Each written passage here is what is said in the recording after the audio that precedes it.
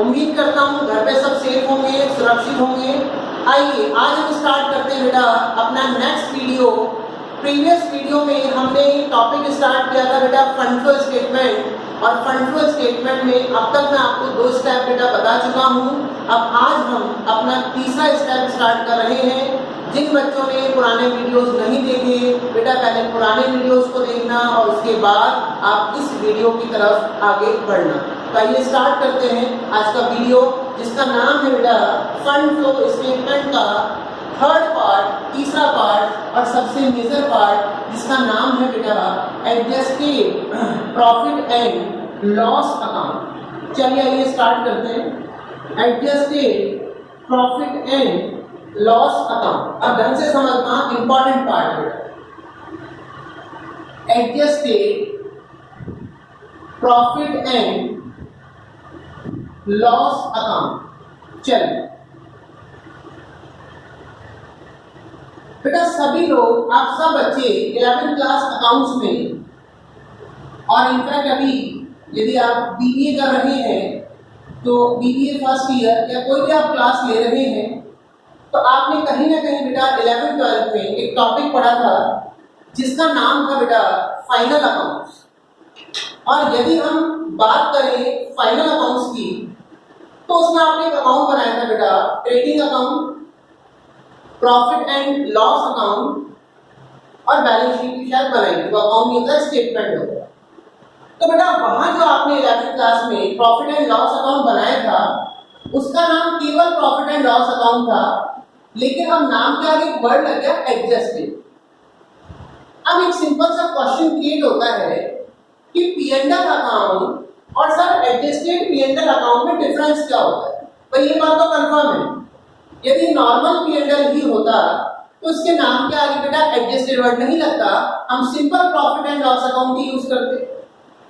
अब लेकिन क्योंकि आपने पी&एल के आगे एडजस्टेड वर्ड लगाया है तो कुछ ना कुछ तो डिफरेंस होगा। अब मैं उसको समझाने की कोशिश करता हूं बेटा नॉर्मल पी&एल और एडजस्टेड पी&एल में डिफरेंस क्या है। देखिए बेटा याद करें, जब आपने एक चीज बता दूं, जिस भी वर्ड के आगे अकाउंट लग जाए बेटा वो सारी की सारी लेजर पोस्टिंग होती है।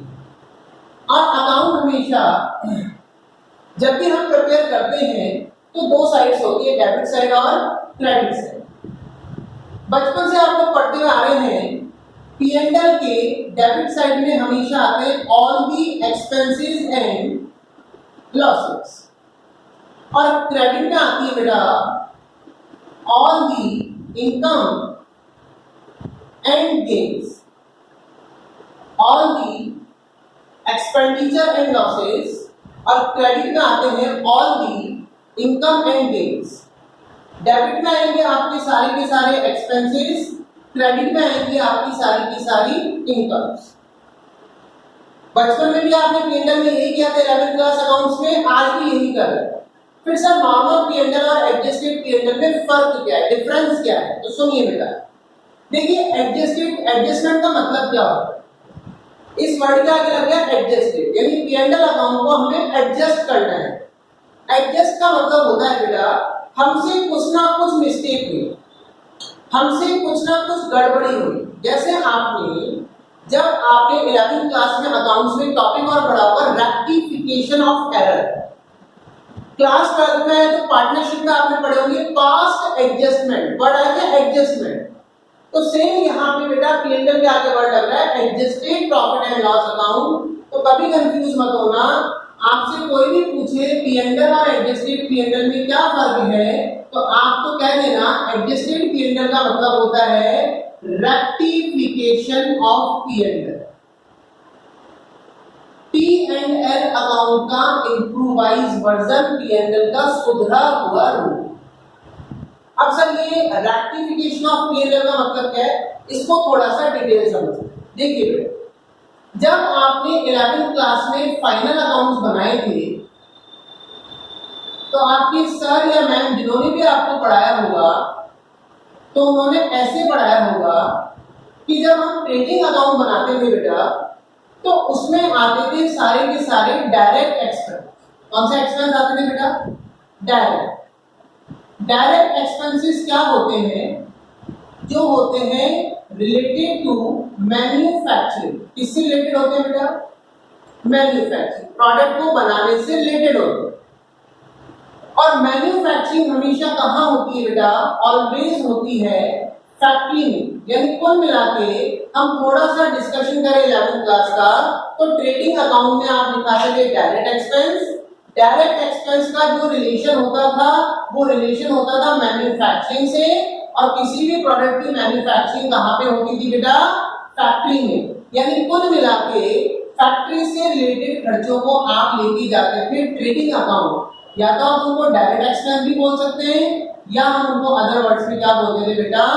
Factory expense. लेकिन इसके बाद हम बनाते थे बेटा प्रॉफिट एंड लॉस अकाउंट। तो प्रॉफिट एंड लॉस अकाउंट में जो भी एक्सपेंसेस और इनकम जाते थे वो सारे के सारे जाते थे। जब डायरेक्ट ऊपर आ गए तो P&L में बेटा कौन से एक्सपेंस और कौन सी इनकम आएगी? ऑल दी इनडायरेक्ट एक्सपेंसेस और all the indirect income. Indirect expenses और इनडायरेक्ट जो इनकम होती थी वो आपकी प्रॉफिट एंड लॉस अकाउंट में जाती थी। अब इनडायरेक्ट एक्सपेंसेस क्या होते हैं? तो सिंपल सी बात है, जो एक्सपेंसेस मैन्युफैक्चरिंग से रिलेटेड नहीं होंगे, क्योंकि जो मैन्युफैक्चरिंग से रिलेटेड थे वो चले गए ट्रेडिंग में, और जो मैन्युफैक्चरिंग से रिलेटेड नहीं थे वो जाते थे सारे के सारे बेटा कहां पर? Profit and loss account. और मेजरली आप याद करें, हम यहां दो एक्सपेंसेस को शो करते थे, एक ऑफिस और एक हम करते थे बेटा सेलिंग एंड डिस्ट्रीब्यूशन एक्सपेंसेस।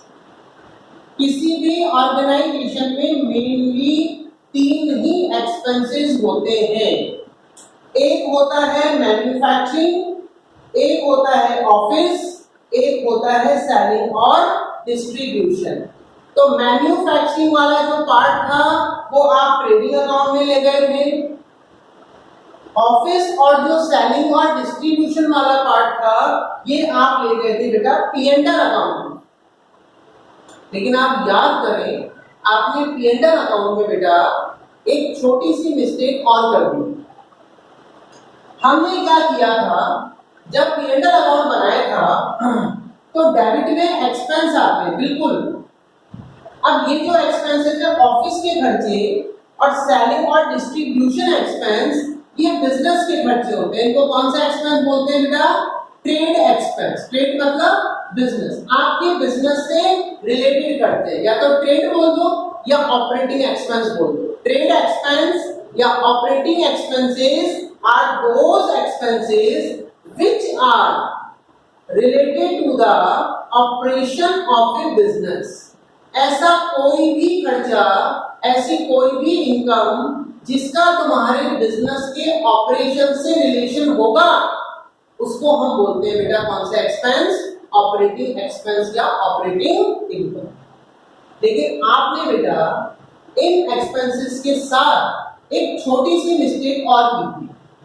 यानी आपने P&L अकाउंट में ट्रेड एक्सपेंस तो दिखाए थे, साथ में आपने उनके साथ नॉन ट्रेड एक्सपेंसेस को भी शो कर दिया था। और ऐसे ही क्रेडिट साइड में जो आपने इनकम दिखाई थी बेटा, वो ट्रेड इनकम तो आपने दिखाई थी, लेकिन साथ में आपने नॉन ट्रेड इनकम और शो कर दी थी। यानी कुल मिला के जब आपने 11th क्लास वाला प्रॉफिट एंड लॉस अकाउंट बनाया तो बस छोटी सी मिस्टेक क्या हुई थी, जो आपने P&L की डेबिट साइड में एक्सपेंसेस दिखाए वो आपने ट्रेड के साथ बेटा नॉन ट्रेड एक्सपेंस भी शो कर दिए थे। ट्रेड बोल दो, चाहे से ऑपरेटिंग बोल दो, नॉन ट्रेड बोल दो या नॉन ऑपरेटिंग बोल दो, एक ही बात। और ऐसे बेटा क्रेडिट साइड में इनकम में भी आपने ट्रेड बोल दो, चाहे से ऑपरेटिंग बोल दो, नॉन ट्रेड बोल दो या नॉन ऑपरेटिंग इनकम बोल दो, दोनों आपने शो कर दिए। अब मैं एक छोटा सा एग्जांपल देता हूं बेटा। मान लीजिए मैं क्लास में खड़े होकर आपको पढ़ा रहा हूं, तो मेरा ऑपरेशन क्या है? मेरा ऑपरेशन है टीचिंग, पढ़ाना। तो बेटा पढ़ाने से यदि मैंने कोई भी इनकम जनरेट करी तो वो मेरी इनकम कहलाएगी बेटा ऑपरेटिंग इनकम। कौन सी इनकम? ऑपरेटिंग या ट्रेड इनकम। यानी मेरा ऑपरेशन है पढ़ाना और पढ़ाने से मैंने जो भी कमाया वो मेरी ऑपरेटिंग इनकम है। लेकिन पढ़ाने से बेटा जो फीस मेरे पास आई, यदि उस फीस को मैं मार्केट में इन्वेस्ट कर देता हूं, मान लीजिए मैंने उस पैसे की बैंक में जाके एफडी करा और एफडी पर मुझे मिला इंटरेस्ट, तो क्या मेरे लिए इंटरेस्ट की जो इनकम है क्या वो मेरी ऑपरेटिंग इनकम है? क्या मेरा ऑपरेशन ब्याज पट्टी पर पैसे को घुमाना है? क्या नहीं, मेरा काम क्या है? केवल पढ़ाना। तो जब आप बेटा 11th क्लास का अकाउंट्स आप पढ़ाते थे, 11th क्लास में आपने फाइनल अकाउंट्स प्रिपेयर किए थे, तो वहां पे P&L अकाउंट की क्रेडिट साइड में आप दिखाते थे by interest receive, by commission receive, by dividend receive. आपने किसी प्रॉपर्टी को लेट आउट कर दिया, किराए पे दे दिया, तो उससे आपको कोई रेंट मिला, रेंट की इनकम हुई, बाय रेंट रिसीव। अब ये जो सारी इनकम आपने क्रेडिट साइड में दिखाई, ये सारी की सारी होती है बेटा नॉन ट्रेड इनकम या नॉन ऑपरेटिंग इनकम। यानी कुल मिला के मेरा ऑपरेशन है केवल पढ़ाना, तो पढ़ाने से मुझे जो भी इनकम मिली, यानी मेरी जो भी ट्यूशन फीस होगी, फीस का जो भी कलेक्शन हुआ, वो मेरी ऑपरेटिंग इनकम है। उसके अलावा मुझे कोई भी इनकम रिसीव हो रही है तो वो सारी की सारी बेटा कौन सी इनकम है? नॉन ऑपरेटिंग इनकम या नॉन ट्रेड इनकम। तो जब हमने बेटा 11th क्लास में P&L अकाउंट बनाया था तो हमसे एक छोटी सी ब्लंडर मिस्टेक हुई। क्या? हमने इनकम साइड में ट्रेड इनकम के साथ साथ कौन सी इनकम को दिखा दिया बेटा? Non trade. और ऐसे यदि हम एक्सपेंस की बात करें बेटा, तो हमने क्या किया था? एक्सपेंस में भी ट्रेड के साथ नॉन ट्रेड एक्सपेंस को भी शो किया था, या कुछ हमने एबनॉर्मल लॉसेस को भी दिखा दिया, जैसे लॉस बाय फायर। आपके गोडाउन में आग लगी, आपके स्टॉक का नुकसान हुआ थ्रू फायर, लेकिन क्या बेटा आग आपके गोडाउन में हर साल लगेगी क्या? क्या ये आपका प्रोडक्शन से रिलेटेड नुकसान है क्या? नहीं। Loss on sale of fix asset, fix asset को बेचने पर आपको कोई नुकसान हो गया, तो क्या वो आपके बिजनेस का ऑपरेटिंग लॉस है क्या? क्या प्रोडक्शन में कुछ नुकसान हुआ है क्या? नहीं। और सबसे मेजर एग्जांपल